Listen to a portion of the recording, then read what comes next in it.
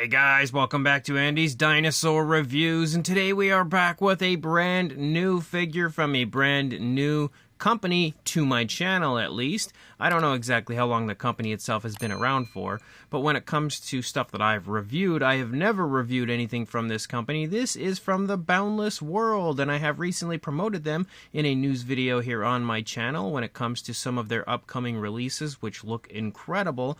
Well, they did already have this super cool Yutyrannus figure out. I've been wanting to get this one in my collection for a little while now, so I'm really happy to finally have this one here, and I always thought it looked super cool from the moment that Lana Time Shop began promoting its release, and it has finally arrived and begun shipping and everything, so definitely hyped to check this one out. You can see the box art looks really nice. You've got some beautiful blues on the box art, which I really like, and then of course it does state the Boundless World up there. You can kind of see the logo right there, and then as we come over to the side, another logo as well, again with the Boundless World, and over here again pretty much the same thing, and then on the back some information and everything back here, and then the bottom is just that logo again. So let's go ahead, pop this box open and check it out. So as soon as you open the box, you'll find out that you get a card, which is really cool, again showing the Boundless World, as well as a really neat image there of the Yutyrannus, which is definitely nice. We also have a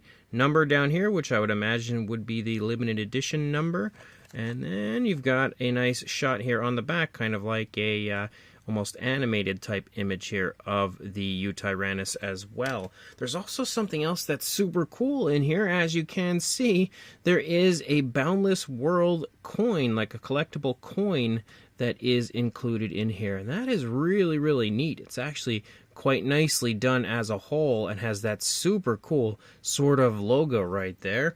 And you also get a base for the Yutyrannus, which we can see here, a nice little sort of snowy kind of terrain with some footprints, and then our Yutyrannus itself right here. So let's go ahead and find a way to get this on the base, which shouldn't be too hard. Now, that was actually super easy. Now, as you can see, when it comes to this release, it does have a bit of like a chibi style. I think that was the entire mindset coming into this one, to kind of give it that stylized look. The future Boundless World figures, the ones that I had just promoted in my news video the other day, do not have this sort of chibi style to them. They're much more accurate. But I think that the chibi style of this one is really neat. I actually really quite adore the overall appearance of this one, which is one of the many reasons I really wanted to get my hands on it. And I also quite like the colors. I think the colors work perfectly for a Yutyrannus. We've got some nice flashiness up there in the face, and then of course the lighter tones of color, which would blend quite nicely in with the background and the area where this dinosaur might be found, of course helping it to camouflage and potentially, ambush prey and stuff like that. So I really quite like that aspect to this figure as well. So I'm going to pop it off of the base again, and then we'll bring it in and take a closer look. Actually, I'm going to readjust the camera here just for a moment. So then, bringing our Yutyrannus up and taking a look here at the head sculpt, you can see the head sculpt looks really nice, not to mention the skin texture looks really good. You've got some nice difference in the scales, like you can see larger scales as you get closer to the jawline. You can see finer scales moving up into the palate closer to the eye socket.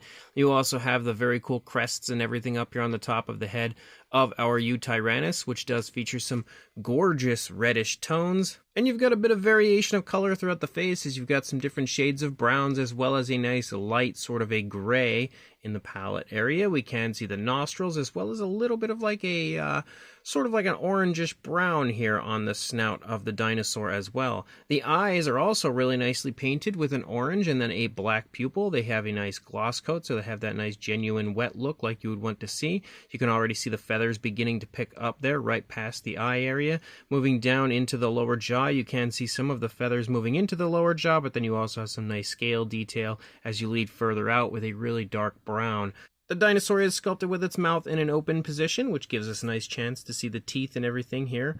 on the inside of the mouth, which all look really quite nice. You've got a pinkish tone for the inside of the mouth, but then a darker pink for the tongue, and again, a really nice gloss coat in there, giving it the saliva-like look you would expect to see. You can also see like a wash that has been applied to the inside of the mouth as well. Again, the detail on the upper side looks fantastic, and of course the teeth are painted with a white tone of color, and all painted and sculpted individually for the most part. A few teeth are kind of close together, but for the most part they are pretty decently done.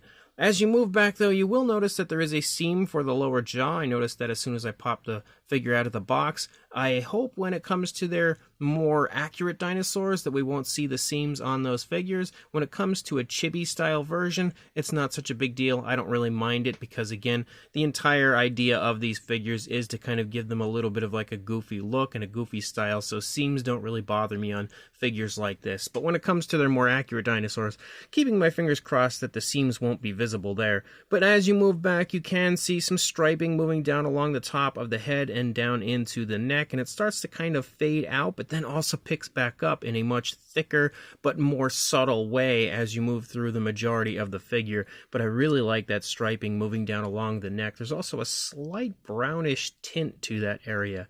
The feather detail is also really well done. There's some nice crisp detail throughout when it comes to the feathers, and you can see that as we kind of just turn the dinosaur and look at it. Again, the feather detail is extremely impressive, and when it comes to fine detail like this on these figures, again, when it comes to their future releases, man, it has me so hyped for what they could do when it comes to their dinosaur figures. As you lead down into the arm, you can see the elbow right there, as well as some finer feathers as you move closer into the hand. Leading down, we've got the fingers sculpted nicely, the nails as well, and they do have a bit of a genuine sharp look to them, which is a huge plus. And I love the way they painted the nails, as we start out with a black, but we transition to a slightly different shade of color as you get closer toward the tips. I always really quite enjoy when companies add variation of color to the fingernails, because I just feel like it shows that they care a little more, because most companies don't bother. They'll just, plaster like a black or a gray or something on the nails and then move on.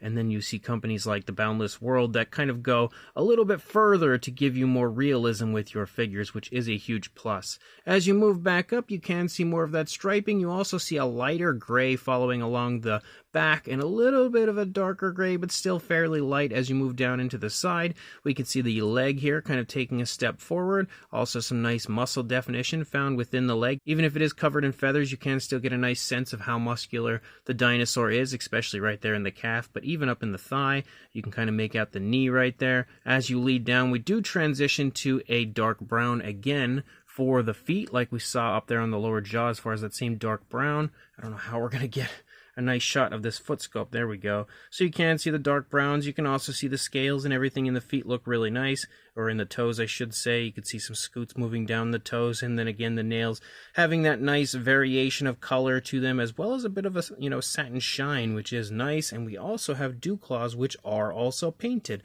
And then we move back up and we lead out into the tail. The tail does curve away from us now. The feather detail continues to look super impressive on this one. That very nice subtle striping as well is just a perfect addition to this figure as we lead out to the end of the tail here with a nice little section of feathering out here that kind of transitions to a black, but I really quite like the way that they've ended the tail with that little fluffiness to the feathers right there. As far as what it looks like from the opposing side, of course the head is now turned away from us, so we can obviously see that we're going to see a sharper turn to the neck coming from this side, more stretching of the feathers and everything like that. You can still see the seam in the lower jaw, same deal for the arm right here. But as I already mentioned, that's not really a big deal to me. Some people may be bothered by it a little more than I am, though.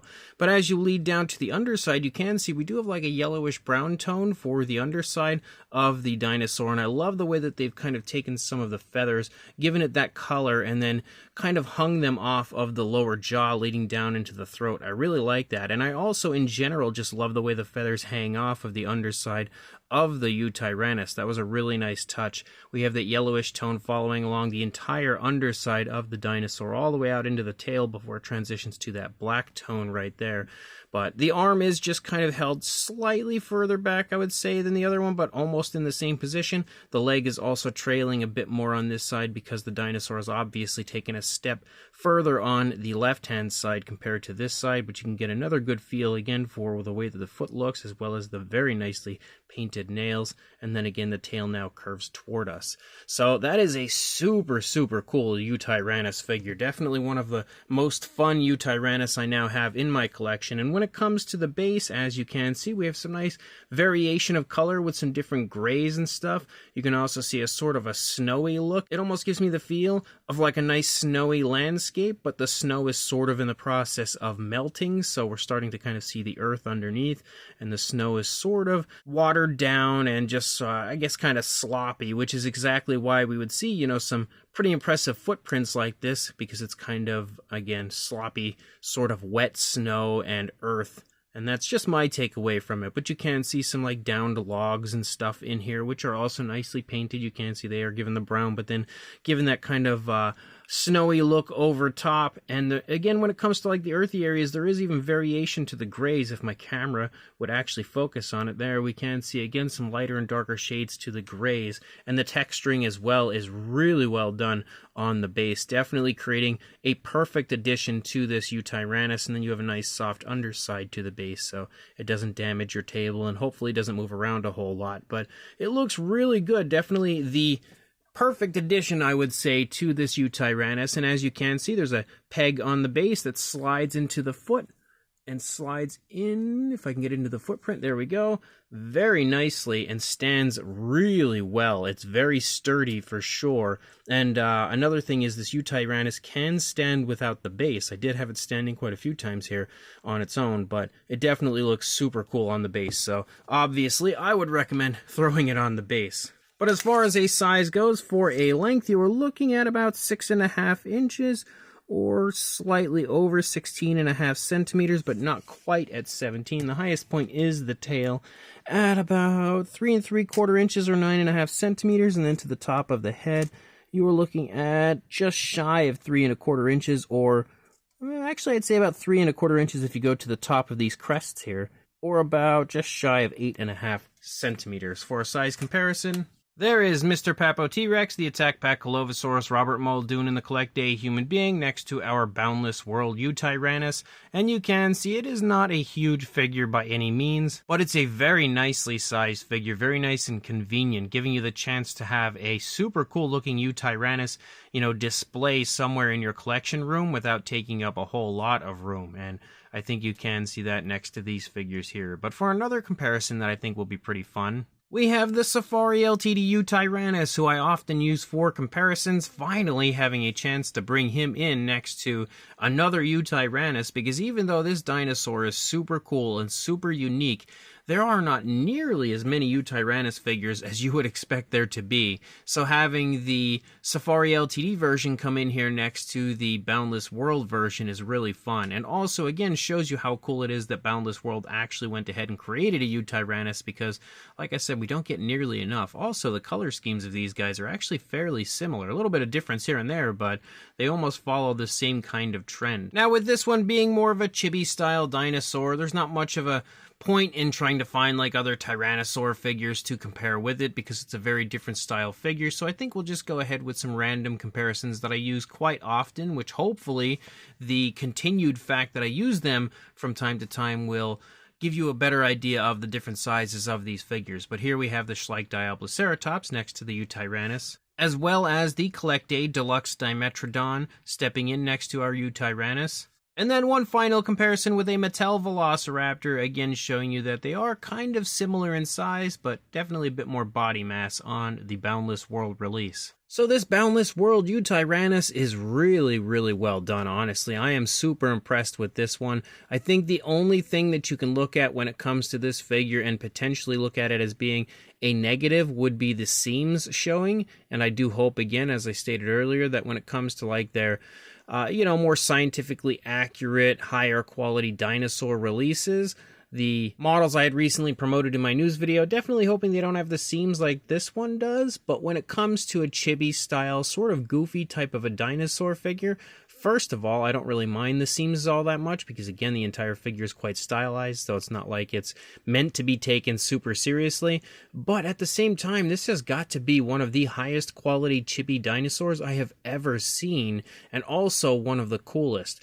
The fact that it is a Yutyrannus is extremely exciting because that is an unbelievably beautiful species of dinosaur that does not get nearly enough love. So having one here from the Boundless World is really fun, and when they actually have their more, accurate releases, I hope they include a Yutyrannus in that line as well. But this one is extremely impressive as you move through the body. Even for being a chibi-style dinosaur, the fine detail is incredible on this. It's also extremely vibrant and high quality. The figure as a whole definitely has an extremely high quality feel to it. Whether it be the dinosaur or the base, wherever you look at, you can see that the Boundless World definitely cares about their final product and how impressive it actually looks, because it all does look quite lifelike for being a chibi-type dinosaur. I also like the pose. I think the pose is pretty fun, giving a little bit of like a ferocious look to the dinosaur, but at the same time also just showing off the majestic beauty of this species. On top of that, the color scheme is extremely well done, and I think is perfect for a Yutyrannus, showing nice flashiness, but also a very natural look for this dinosaur. So that's also a massive plus for this one. And then, of course, the base is really well done on top of everything. I love the sort of melting, snowy look that it has going on. So without a doubt, I highly recommend picking this one up. And of course, again, this has me super excited about what else the Boundless World is going to release moving into the future. Seeing how good this figure is, I can only imagine how good their more accurate dinosaurs are going to be. So if you are interested in grabbing this and adding it to your collection, I will include a link in the description to where you can do that on Lana Time Shop right now. So make sure you check that link. Definitely pick this up and like, comment, and subscribe, and I will see you in the next review. Thanks for watching.